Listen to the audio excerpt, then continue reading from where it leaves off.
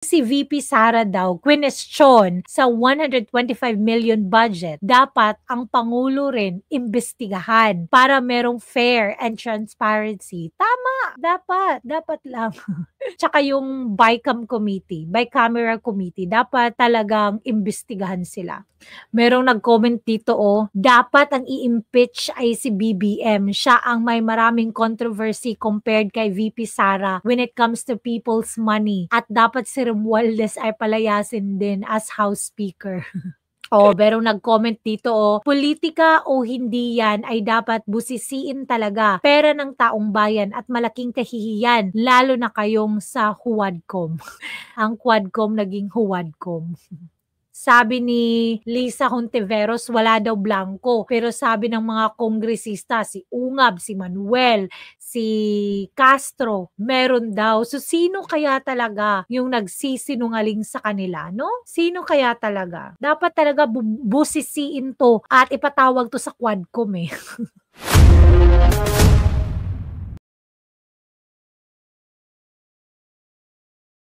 Manuel at Castro, kinumpirma ng merong mga blank items sa BICAM report para sa 2025 budget.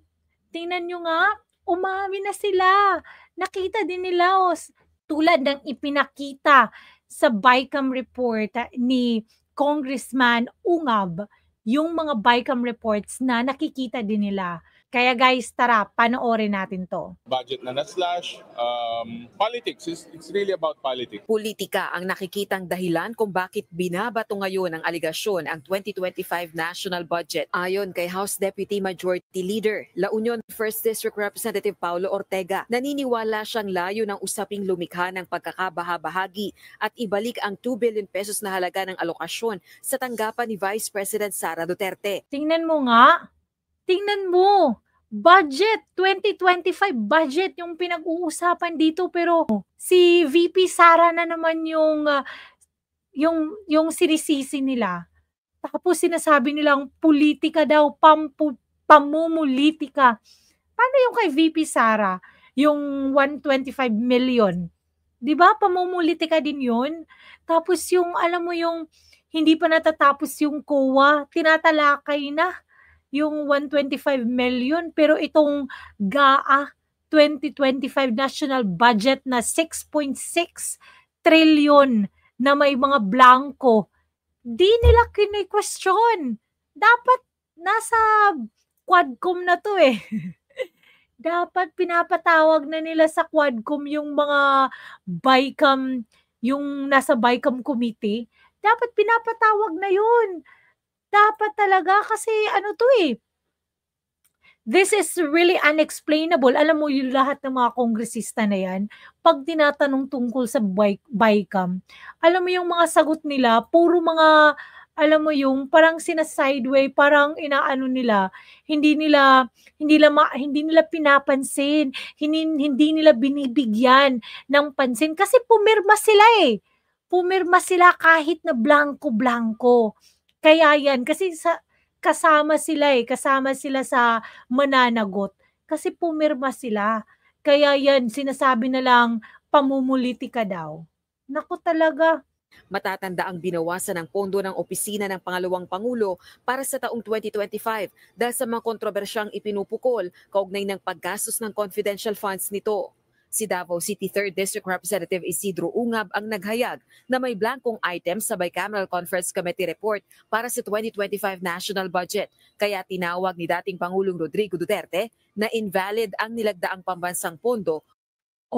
Madami din sa mga nagko-comment na ano daw fake news. Yan na nga kinonfirm na ni Manuel, 'di ba?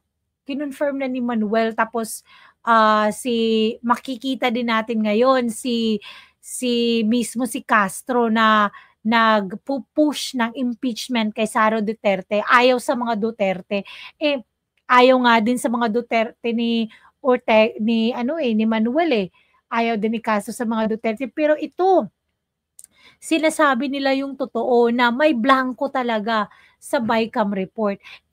yun na nga, walang blanco sa GAA, which is yun yung pinirmahan ng Pangulo. Ang question doon, sino ang naglagay? Sino ang na pumuna sa mga blanco sa BICAM report na binigay sa mga kongresista? 'Di ba nga? So paano mo masasabi na so dapat talaga ma-raise to sa Supreme Court. Dapat talaga para mabigyan ng alam mo, para mapaliwanag yung process, para mapaliwanag kung anong nangyari. Kasi pag Supreme Court na yung nagtanong, wala talaga silang magiging dahilan na hindi nila ilabas lahat ng mga pangyayaring naganap, no? Kasi talaga pagdating sa BICAM report, parang nagbibingihan lang yung mga tao yung mga congressman, yung mga senador, paulit-ulit na sinasabi nila na hindi daw na kumpleto daw yung pinirmahan ng Pangulo. Oo nga, kumpleto nga yung pinirmahan ng Pangulo. Ang tanong ng mga tao, yung pinirmahan ng Pangulo, galing yun sa BICAM report. Galing yun sa niratipakahan sa BICAM report. Anong nilagay nila dun? Kung blanco yung BICAM report, di ba? Tapos ngayon, sisisihin pa talaga si VP Sara. It works for them kung may controversy, it works for them kung may problema. Anong rason na maglalabas ka ng mga dokumento na hindi naman po reliable yung source at mga dokumento? Anong hindi reliable?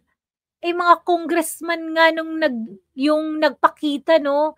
Si Manuel, si Franz Castro, si Ungab, hindi naman yun maglalabas kung hindi reliable, hindi naman yun maglalabas kung ano lang yung nila, kung hindi reliable yung mga pinakita nila, no? Hindi naman nila yun ilalabas. Ano yun si Presidente Duterte? Anong akala nyo sa kanya? Maglalabas lang ng mga ganun-ganun kung hindi reliable, no? Dokumento na may mga blanco at may kulang-kulang naman na pirma. Gayunman, ayon kay Congressman Ortega, wala pa siyang kopya ng ratified BICAM report. Tingnan mo, wala nga siyang kopya Tingnan mo, tapos sasabihin niya na hindi reliable, wala nga siyang kopya. Naku, talaga. Samantala, si House Deputy Minority Leader at Teachers Party List Representative Franz Castro na ang ikatlong kongresistang kumumpirmang may blankong items sa BICAM report para sa 2025 national budget. Pero yung sinasabing BICAM na pinaratify, may mga ilang blanco. Pero yung sinabmit, tingnan mo, may mga ilang blanco talaga. Kumpirmado na si Franz Castro, si Manuel, kasama sila na na mayroong mga kopya ng BICAM report na pinaratify. 'Di ba? Grabe. Tapos wala lang, hindi lang parang binabaliwala ng nila yung mga senador. Alam mo yung parang binaliwala lang nila yung mga tanong ng taong bayan. Pagdating kay Sara Duterte, grabe. Alam mo yung grabe yung full force yung nila, pero pag dito sa ay nako, may ebidensya na nga, huli na kayo, wag na kayong magpalusot. Nako, wala lang talaga silang ibang masagot kundi pamumulitika na lang kasi wala na silang maisasagot Grabe talaga.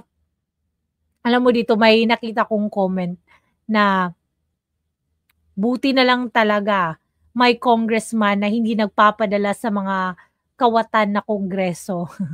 Alam mo yun, si Ungab, 'di ba? Si Congressman Ungab. Kasi si VP Sara daw question sa 125 million budget, dapat ang Pangulo rin imbestigahan para merong fair and transparency. Tama. Dapat lang. Tsaka yung bicameral committee, dapat talagang imbestigahan sila. Meron din dito, bakit daw nadamay na naman si VP Sara? Siya yan, hindi yan magsasalita pag walang ebidensya. Tingnan mo, totoo talaga yan. Sabi dito, dapat daw ma-review din yung BICAM noong nakaraang budget 2024 para malamang hindi lang yan ngayon. Parang malamang hindi lang ngayon nangyari yan. Naku, paano na lang kaya pag, alam mo yung ni-review yung BICAM report ng 2024. Tapos tingnan mo dito, sabi niya dito, ang tanong, sino ang nag-fill up ng blank? Sino ang may responsibilities sa pag-fill up ng mga blankong-blankong yun? May nagsabi dito, pangit daw ng daan sa La Union. It reflects to the leaders. Sino ba yung leader? Ito si Congressman Ortega. 'Di ba nga? Meron ding nag-comment dito, Mr. Ortega, politics, common sense, documents signed regarding 2025 budget would fill in the blanks modo, sabihin mo politics? Madali lang naman, sabi dito, madali lang i-debunk yan. Di ilabas mo yung BICAM report. Kasi sabi niya, di reliable, di ba? Yung sinabi ni Ortega kanina. So, dapat ilabas niya yung BICAM report para talaga malaman. May nagsabi pa dito, grabe naman ang rason nitong kongresista na ito. Hindi nakikita ang kamalian. Dapat itong mga ganitong politiko hindi binoboto, corrupt. Totoo nga. Hindi nakikita nila yung mali-mali. Ano lang sila, go with the flow lang sila eh. Hindi nila kinokontra yung mga maling-maling nangyayari kasi ayaw nilang, alam mo, masiraan sa nakakataas. Sabi dito, kawawang Pilipinas daw. Totoo, kawawa talaga yung Pilipinas sa mga pangyayaring ito. Meron din nagsabi dito, ang layo naman ang sagot mo, sir. Wala na ngang ibang masagot politika na lang. Meron din dito, todo depensa ang mga congressman at senador. Booking na kayo, Marcos admin. 'Di ba nga? Pag pag tinanong mo doon sa BICAM, alam mo yun, depensa talaga yung mga senador at mga ibang mga kongresista. Kasi ayaw nilang mabuking kasi kasama sila sa mananagot kasi pumirma sila. Kasama sila sa mananagot. Bakit nila pinirmahan kung may mga blanko-blanko, 'di ba? Mananagot talaga sila. May nagsabi din dito, umiikot na ang mundo. Sila na ngayon ang tinatanong, ba't ayaw niyong sumagot? Totoo nga, umiikot talaga ang mundo. Bilog talaga ang mundo. Tingnan mo ngayon, sila na yung tinatanong. Bakit hindi nila sinasagot? 'Di ba nga, inimpeach nila si Sara kasi hindi sumasagot sa anomalya, sa alam mo yung confidential funds. Ngayon naman, i-impeach din natin sila kasi hindi sila sumasagot sa blankong BICAM report. Ito 6.6 trillion yung pinag-uusapan dito kay confidential fund ni VP Sara, 125M lang yun hindi na nga sila hindi nga sila, ano mo yun, wala nang mapaglagyan yung galit nila. Pero dito, wala nang mapaglagyan yung, merong nag-comment dito dapat ang i-impeach ay si BBM. Siya ang may maraming controversy compared kay VP Sara when it comes to people's money. At dapat si Romualdez ay palayasin din as House Speaker.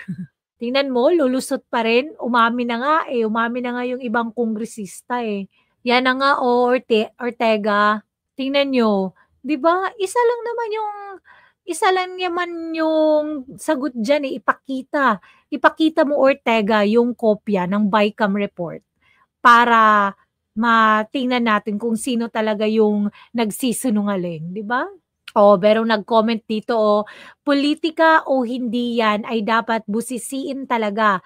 Pera ng taong bayan at malaking kahihiyan, lalo na kayong sa Huwadcom. Ang Quadcom naging Huwadcom. Meron nag-comment din tahimik yung iba, may tapal siguro yung mata. Oo nga. Alam mo, tahimik yung ibang mga kongresista. Siguro nga, they are blindfolded. alam mo, nagbibingihan sila, hindi nila, sabi ni Lisa Hontiveros wala daw blanco, pero sabi ng mga kongresista, si Ungab, si Manuel, si Castro, meron daw. So sino kaya talaga yung nagsisinungaling sa kanila, no? Sino kaya talaga? Dapat talaga busisiin 'to at ipatawag 'to sa Quadcom, eh. Wala ng pagkakatiwalaan sa mundo, lalo na dito sa mga mambabatas. Nakakatakot na ang mga pangyayari. Totoo talaga. Totoo yun. Oh, may nag-comment dito, oh. Salute UNTV for this unbiased report. Salamat sa Diyos. Totoo nga, unbiased yung UNTV. Oh, di ba? Totoo talaga 'to. Sabi dito, oh, "O ba't di kayo nag-iingay? Kung Duterte yan, lahat kayo mag-iingay." Totoo. Kung kung about kay VP Sara, kang Duterte, ang iingay-ingay. Pero 'pag about sa alam mo yung current na president, current na administrasyon, wala. Dito, oh, "Hay naku Ortega, manahimik ka, kaming mga mamamayan ang nagtitiis sa kawalang-hiyaan niyo. And do not connect by saying pinopolitika." Bakit yung investigasyon sa Tuwadcom, ano yun, 'di ba pamumulitika yun? Hay nako, time is up for these foolish leaders. Tingnan nyo, meron nag-comment dito. Hehe, namumulitika daw, sabay banat na gusto daw ibalik yung 2 billion. Grabe na talaga yung mga palusot, mismong mga ibang kakampi nyo, nagsasabong may blanco, nagsasabog na may blanco nga dyan at kinumpirma. Tawa ko sa comment na 'to. Sabi ni Ortega, ano daw ang reason bakit sila maglabas ng blankong papel? Bakit kami ang tanungin mo kung nagpapatawa ka, hindi ka nakakatawa, ang sagot diyan, ano sagot diyan? Bakit kaya gano'n? Siyempre sabihin politics tapos ipahid kay VP. Grabe 'no, nakaka-connect nga buwaya ang blanco sa kay VP. So, natawa lang ako sa mga comments ng mga tao kaya gusto kong basahin. Natawa ako dun, Sinubmit kay presidente. So, tingin na wala kaming alam doon kung meron mang blanco yan. So, I hope na reconcile kasi hindi pwedeng may blanco yan na ibibigay sa presidente. Kaya nga. So, ang tanong, sino ang nagpuna nung mga blanco? Hindi nga pwedeng blanco yung ibigay, di ba? Sa GAA, sa budget, sa papipirmahan sa presidente, hindi pwedeng mayroong blanco. Kaya, sino ang nagpuna ng mga blankong yun? Di ba nga? Matagal na rin itong isinusulong ang pagkakaroon ng transparency sa BICAM kaugnay ng ginagawang reconciliation sa bersyon ng panukalang budget ng dalawang kapulungan ng Kongreso. Balak na ng kampo ni Davao City Congressman Ungab na questionin sa Korte Suprema ang ituloy nyo yung pagdala niyan sa Korte Suprema para makita talaga, ma-question talaga at maliwanagan yung taong bayan tungkol sa mga pangyayaring ito.